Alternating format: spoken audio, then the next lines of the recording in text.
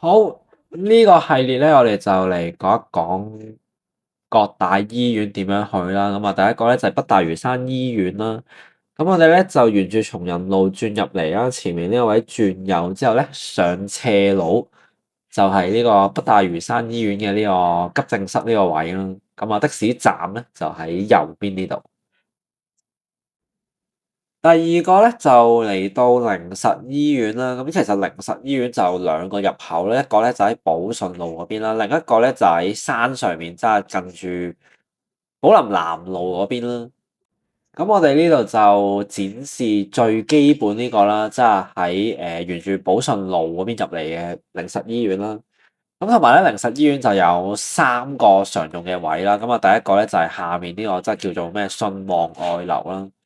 咁然之後咧，第二個咧就係前面我哋呢個位，即係呢個咩靈實私募療養院啦。咁啊，第三個咧就係上面嘅呢一個小巴站呢個位。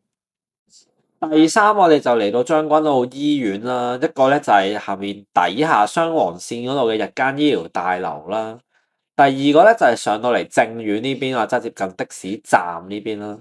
咁而第三個位咧，其實係急症室啦。咁其實急症室咧就喺近住坑口道呢邊轉入嚟。咁啊，呢個位上面咧就係呢個將軍澳醫院急症室啦。第四就係博愛醫院啦。咁我哋嚟到即係大欖出嚟，咪沿住呢個博愛醫院迴旋處，然之後一路靠左。咁前面去到右手邊咧，見到綠的排晒隊，其實就已經係一個的士站啦。咁啊，落客咧就喺左手邊個位啦。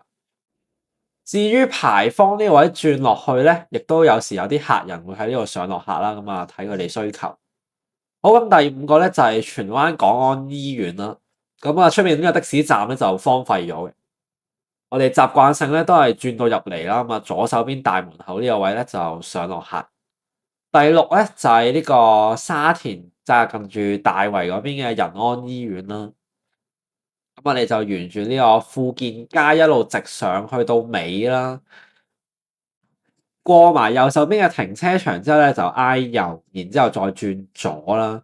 咁啊，左手邊呢個位咧就已經係一個上落客嘅地方啦。咁啊，前面呢個有個日間微創中心，再沿住條車路一路直去咧，左手邊就係呢個的士站啦。咁一日你見到就排滿晒車嘅。好啦，咁啊，第七個我哋就翻到嚟威爾斯親王醫院啦。咁咧其實威院就有三個最主要嘅上落客嘅地方啦。咁我哋呢度咧就先講呢個急症室嗰個位啦，就咧叫做小巴站呢個位啦。我哋而家嘅方向咧就係喺呢個銀城街車頭方向向北，即係朝住第一城方向啦。咁啊，然之後咧前面轉左，轉入嚟呢個插軌崗街咧，其實就係呢個威爾斯親王醫院嘅一個急症室同埋小巴站啦。咁你見到咧就經常性有啲綠的同埋紅的喺度排隊咯。咁啊，左手邊落客。好啦，然之後第二個咧就係呢個威院嘅李嘉誠專科診所啦。咁有少少唔同嘅就係你沙田圍路轉入嚟銀城街之後咧，第一個路口咧就要轉左啦，然之後咧就一路挨到最左。咁其實呢度佢嘅藍色嗰個指示牌即係路牌咧就已經有寫到呢個李嘉誠專科診所喺邊啦。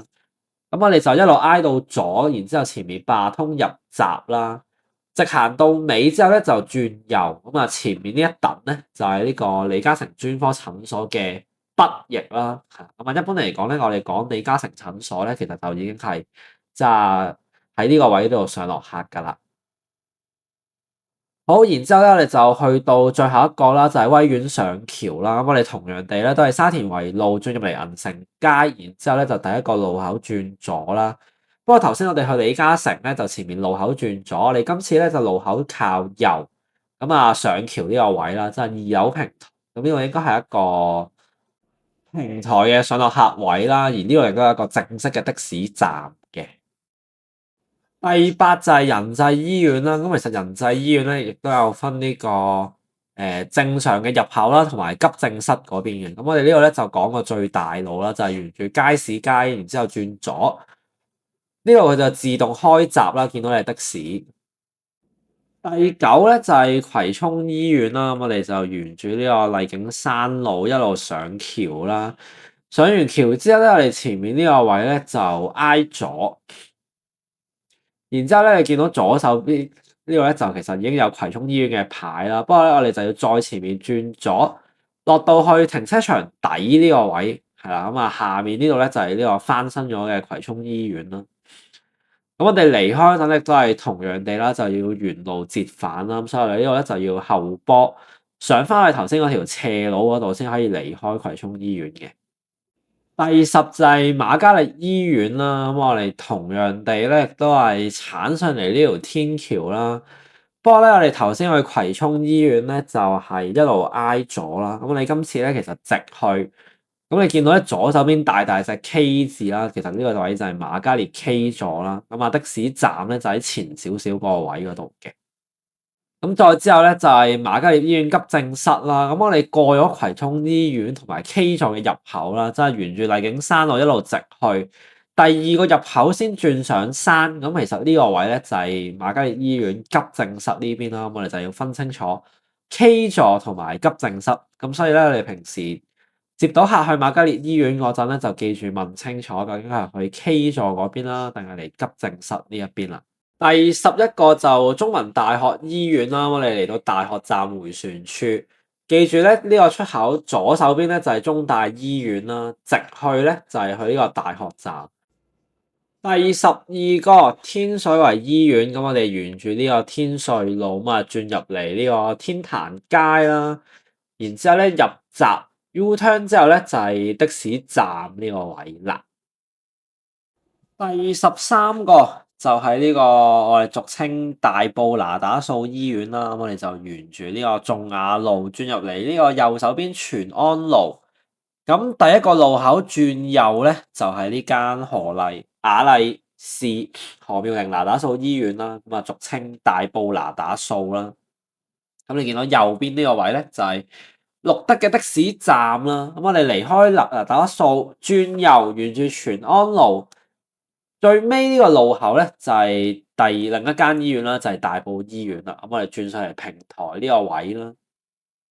第15間就係呢個屯門醫院啦。我哋沿住呢個青鄰路轉入嚟，前面呢個位咧跟住呢個指示牌一路直去啦。咁你見到呢一日車流量啊非常之大啦，同埋。咁我哋前面順住一路轉右咧，其實就已經係的士站啦。咁呢度可以排8架綠的，再加1架紅的啦。咁然之後咧，我哋就離開屯門醫院啦。咁啊，最大路嘅上落客位就係頭先嗰度啦。咁但係仲有另一個比較小眾，但係都有時會有客去啦，就係呢個屯門醫院康復大樓。咁我哋轉左出翻嚟呢個青鄰路之後咧，呢個燈位咧，我哋就轉右啦。就轉入去呢個青松觀路，係啦。咁我哋轉右之後咧，第一個路口咧就馬上再轉右啦，就駁入去呢個叫做清新徑啦。我哋呢度轉右，咁啊一路直上，上到尾過埋呢個上埋呢個斜路之後咧，其實就係呢個屯門醫院康復大樓。咁呢度其實都有一個的士站啦，不過就呢個位咧就比較少客會嚟呢邊。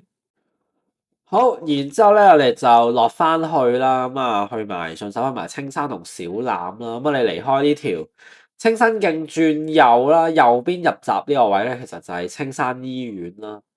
咁我哋再沿住呢條青松觀路一路直上轉右平台呢個位，咁啊入閘之後咧就係小欖醫院嘅位啦。然之後咧就係北區醫院啦。咁我哋前面咧就轉左。轉入嚟呢個保健路啦，然之後咧就一路直去前面呢個位轉右，經過呢個迴旋處咧就係北區醫院啦，左手邊啲站就喺正門左手邊啦。好，最後一個咧就係沙田醫院啦。咁我哋沿住呢一個亞公角街一路直去啦，咁啊前面轉右，咁啊中間呢條坑咧就係的士站啦。